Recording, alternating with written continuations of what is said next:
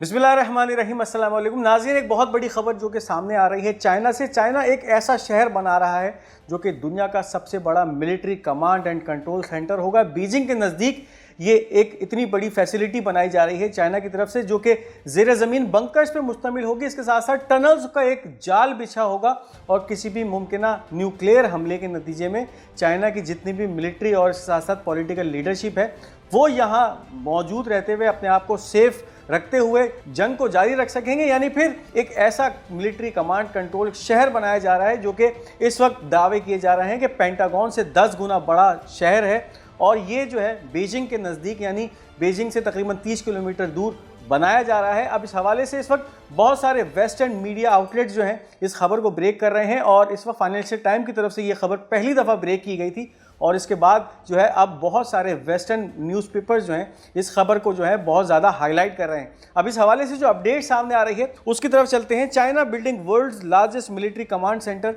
10 times bigger than Pentagon facility near Beijing may have been under construction since mid 2024। इस वक्त आने वाली reports के मुताबिक चाइना दुनिया का सबसे बड़ा military command and control centre ज़ेर ज़मीन बना रहा है जो कि दारुल हुकूमत बीजिंग से तकरीबन 30 किलोमीटर दूर क्विंगजोंग के इलाके के अंदर बनाया जा रहा है। इस वक्त हज़ारों की तादाद में क्रेन्स हैं जो उस इलाके के अंदर काम कर रही हैं और इसका मकसद ये है कि पहले उस इलाके को मुसत्ता किया जाए। इस वक्त अमरीकी इंटेलिजेंस मुकम्मल तौर पे इस प्रोजेक्ट को, जो कि चाइना का इस वक्त पूरी दुनिया के लिए सबसे बड़ा हैरानकुन प्रोजेक्ट समझा जा रहा है, उसकी जो है मॉनिटरिंग कर रही हैं। कुछ सैटेलाइट इमेजेस भी जारी किए गए हैं जिसके अंदर एक बहुत बड़ा रकबा जो कि 6 स्क्वायर किलोमीटर के ऊपर फैला हुआ है वहाँ देखा जा सकता है कि कंस्ट्रक्शन चल रही है। और इस वक्त जो अमरीकी इंटेलिजेंस इदारे हैं वो ये दावा कर रहे हैं कि चाइना किसी भी आने वाले पोस्ट न्यूक्लियर वॉर या ऐसे सिनेरियो के अंदर कि जब दुनिया जो है वो अपने इख्तिताम की तरफ जा सकती है या फिर दुनिया किसी बड़ी जौहरी जंग की तरफ जा सकती है, तो उस दौरान ये जो शहर बनाया जा रहा है जिसको नाम दिया गया है बीजिंग मिलिट्री सिटी, वहाँ जो है चाइना की जो पॉलिटिकल लीडरशिप है इसके साथ साथ जो मिलिट्री लीडरशिप है वो अपने आप को सेफ महसूस कर सकेंगे। यानी फिर उनके लिए इस जगह पे जो बंकर्स तामीर किए जा रहे हैं, एक तरफ तो बंकर्स तामीर किए जाएंगे, दूसरी तरफ ये इतना बड़ा प्रोजेक्ट है कि जहां पर ट्रेनिंग सेंटर्स भी कायम होंगे। यानी फिर ऐसे दौर के अंदर कि जब पूरी दुनिया जो है जंग की लपेट में होगी ये सेंटर्स बहुत अहसन तरीके से काम कर सकेंगे। कुछ खबरें इस वक्त ये भी सामने आ रही हैं कि ये जो ज़ेर ज़मीन बंकर्स बनाए जा रहे हैं ये इतने डीप होंगे कि किसी मुमकिना जौहरी हमले के नतीजे में भी इनको किसी किस्म का नुकसान नहीं पहुंच सकेगा। और फिर इन हार्ड एंड कंक्रीट के बंकर्स के साथ साथ टनल्स का ऐसा जाल भी होगा मौजूद जो कि किसी भी मुमकिना हमले के नतीजे में इस जगह को सेफ रख सकेगा। तो इस वक्त ये खबरें बहुत ज़्यादा एस्केलेट कर रही हैं। चाइना ने काम शुरू कर दिया है, तकरीबन 6 महीने हो चुके हैं इस प्रोजेक्ट को स्टार्ट हुए, यानी फिर 2024 के मिड में इस प्रोजेक्ट पे काम शुरू हुआ था और बहुत तेज़ी से और बहुत खामोशी से चाइना इसके ऊपर काम कर रहा था। अब ये खबर ब्रेक हुई है और अब पूरी दुनिया की जो नज़रें हैं इस प्रोजेक्ट पे लग चुकी हैं। सैटेलाइट इमेजेस भी सामने आ चुके हैं जिसके अंदर देखा जा सकता है कि बहुत तेज़ी से इस इलाके के अंदर, जो कि बीजिंग से तकरीबन 30 किलोमीटर की मुसाफत पर है, एक बहुत बड़ा military command and control centre जो कि बताया जा रहा है कि दुनिया का सबसे बड़ा मिलिट्री कमांड कंट्रोल सेंटर है। इससे पहले पेंटागन जो है उसको समझा जाता था कि दुनिया का एक बहुत बड़ा कमांड एंड कंट्रोल सेंटर था। अब ये तकरीबन 10 गुना बड़ा यानी 6 स्क्वायर किलोमीटर के रकबे पे फैला हुआ कमांड सेंटर होगा जो कि ज़मीन के ऊपर भी बनाया जाएगा। और उसके साथ साथ इसकी अहमियत की बात यह है कि ये ज़मीन से नीचे यानी अंडरग्राउंड फैसिलिटी भी बनाई जाएगी जो कि उसके अंदर मौजूद जो अफराद होंगे उनको किसी भी मुमकिना न्यूक्लियर हमले के नतीजे में भी बचा सकेगी। इसके साथ साथ ये इमारत जंगी हालात के अंदर एक कमांड एंड कंट्रोल सेंटर का रूप भी धार सकती है। इसके साथ साथ ये भी बताया जा रहा है कि यहाँ पे फिर कुछ ऐसे वेपन्स भी नस्ब किए जाएंगे कि अगर पूरी दुनिया के अंदर हालात ख़राब हो जाएं या डूम्सडे की तरफ दुनिया चली जाए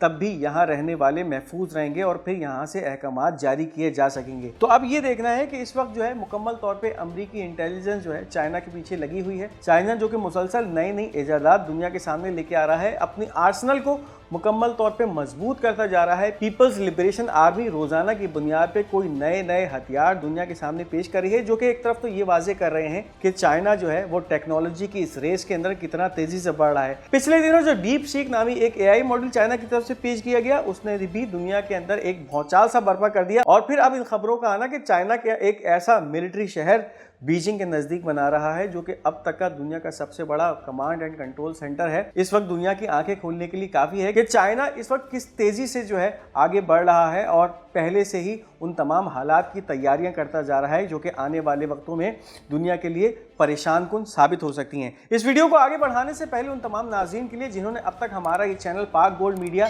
सब्सक्राइब नहीं किया, इस चैनल को सब्सक्राइब कीजिए ताकि कोई भी अहम वीडियो आप मिस न कर सकें। अब इसके साथ साथ बात करते चले, रशिया से भी कुछ खबरें आ रही हैं। रशिया ने अपने इस्कंदर मिसाइल की प्रोडक्शन को बहुत तेज कर दिया है। इस हवाले से जो अपडेट्स इस वक्त सामने आ रही हैं, Russia is nearing the launch of serial production of Iskander 1000, a new medium range ballistic missile within the Iskander M system। अब इससे पहले रशिया जो है इस्कंदर मिसाइल का एक आर्सेनल अपने पास रखता था और अब उसके अंदर एक नए मिसाइल का इजाफा किया गया है जिसको इस्कंदर 1000 का नाम दिया जा रहा है। और ये भी खबरें सामने आ रही हैं कि रशिया इस वक्त इस मिसाइल की प्रोडक्शन को जो है बहुत सीरियस ले रहा है और इस वक्त इसका जो प्रोडक्शन प्लांट है वो अपनी फुल स्विंग में काम करना शुरू हो गया है। यानी फिर अगर इसकी कैपेसिटी पहले सिर्फ 1000 मिसाइल बनाने की थी एक साल के अंदर, तो अब इसने अपनी कैपेसिटी को बढ़ा दिया है। एक तरफ तो इस पुराने इस्कंदर मिसाइल के सिस्टम के अंदर अपग्रेड लाया गया है। अगर इसकी पहले रेंज 250 किलोमीटर थी तो अब इसकी रेंज को बढ़ा के 500 किलोमीटर तक का कर दिया गया है। एक मीडियम रेंज मिसाइल है जो कि इसके अंदर समझा जाता है। और इसके साथ साथ जो इसके अंदर और चीज़ों की तब्दीली की गई है, एक तरफ तो इसका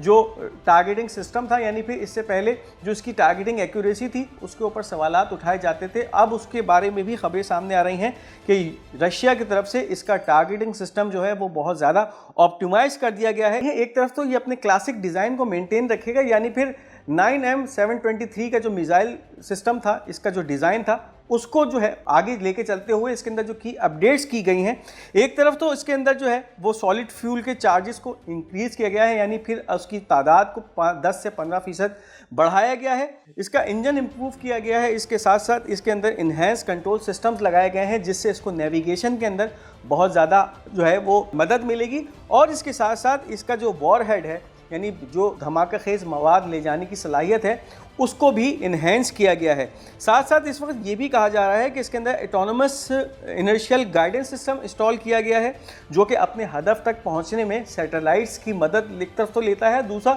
उसकी जो एक्यूरेसी है या पिन पॉइंट एक्यूरेसी के साथ उसको अपने हदफ को निशाना बनाने की सलाहियत है उसके अंदर भी इजाफा करता है। दूसरी तरफ इसके अंदर जो टेरेन मैपिंग सिस्टम है वो भी शामिल किया गया है, यानी फिर ये मिसाइल अपने लॉन्च से लेकर अपने हदफ तक पहुंचने के दौरान जो जिन ट्रेन से गुजरता है या जिन इलाकों से गुजरता है उसकी मैपिंग सिस्टम भी इसके अंदर इंटीग्रेट कर दी गई है। सैटेलाइट से इसको जो है वो इसके अंदर मदद मिलती रहेगी और फिर ये अपने हदफ तक जो है बहुत एक्यूरेसी के साथ पहुंच सकता है। इससे पहले जो इसकी एक्यूरेसी थी वो काफ़ी जो है ज़्यादा थी और अब इस वक्त इसकी एक्यूरेसी जो है 5 मीटर के दायरे के अंदर आ चुकी है, यानी फिर अब अपने हदफ को ये सिर्फ 5 मीटर की दूरी से या भूल चूक से निशाना बनाने की सलाहियत रखता है। 5 मीटर का जो एक्यूरेसी रेट है ये बहुत ही ज़्यादा समझा जाता है, यानी फिर अपने हदफ को तीर बहदफ जो है निशाना बनाने की सलाहियत समझा जाता है। तो इस वक्त रशियन मिलिट्री ऑफ डिफेंस की तरफ से ये बाज़ाब्ता ऐलान कर दिया गया है कि वो अपने इस इस्कंदर मिसाइल सिस्टम को अपग्रेड करने जा रहे हैं और ना सिर्फ अपग्रेड करने जा रहे हैं बल्कि इसकी प्रोडक्शन को भी तेज़ करने जा रहे हैं। लेकिन दूसरी जानिब यूक्रेन इस मामले को प्रोपेगेंडा से तजवीज़ दे रहा है, यानी फिर यूक्रेन के मुताबिक कि जो खबरें इस वक्त रशिया से निकल रही हैं कि वो अपने इस इस्कंदर मिसाइल सिस्टम को अपग्रेड कर रहे हैं, ये सिर्फ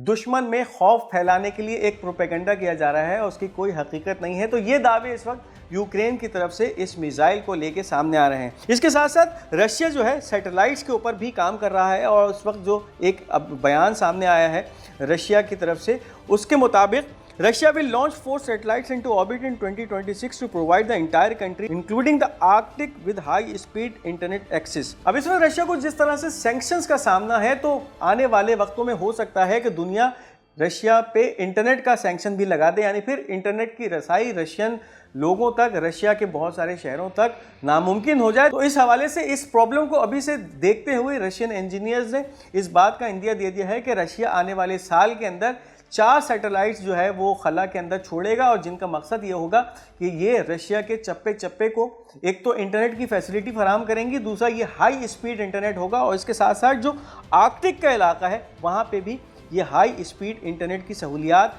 रशिया की तरफ से फराहम की जाएंगी। ये आने वाले किसी भी मुमकिना सैंक्शन के नतीजे में कि अगर रशिया की इंटरनेट सप्लाई लाइन को काट दिया जाता है तो फिर रशिया खुद मुख्तार होगा कि इन सैटेलाइट के इस्तेमाल करते हुए रशिया इंटरनेट का जो है वो फ़ायदा उठा सकेगा और रशिया के तमाम इलाकों के अंदर हाई स्पीड इंटरनेट की सहूलत मौजूद रहेगी। साथ साथ ये भी होगा कि इस वक्त 300 ऐसी सैटेलाइट्स हैं जो कि रशिया की तरफ से पहले ही मदार का हिस्सा बनी हुई हैं और फिर उनके बाद जो 4 ये नई सैटेलाइट हैं जो कि फिजा में छोड़ी जाएंगी, खला में छोड़ी जाएंगी। इसके बाद जो इंटरनेट का सिस्टम है वो एक तरफ तो रशिया के लिए मजबूत हो जाएगा, बल्कि इसके साथ साथ रशिया की कैपेबिलिटी इतनी बढ़ जाएगी कि फिर वो बहुत सारे यूरोपीय ममालिक को भी तेज तरीन इंटरनेट की सहूलत फराहम कर सकता है। इन तमाम चीज़ों का इजहार इस वक्त रशिया के प्राइम मिनिस्टर मिखाइल मिशूस्तिन की तरफ से किया गया है कि रशिया आने वाले वक्त में यानी फिर 2026 में ये तमाम चीज़ें करने जा रहा है और जो कि पहले से तैयारी है कि किसी भी मुमकिना सैंक्शन जो कि इंटरनेट के हवाले से रशिया पे लगाया जा सकता है उससे बचा जा सके।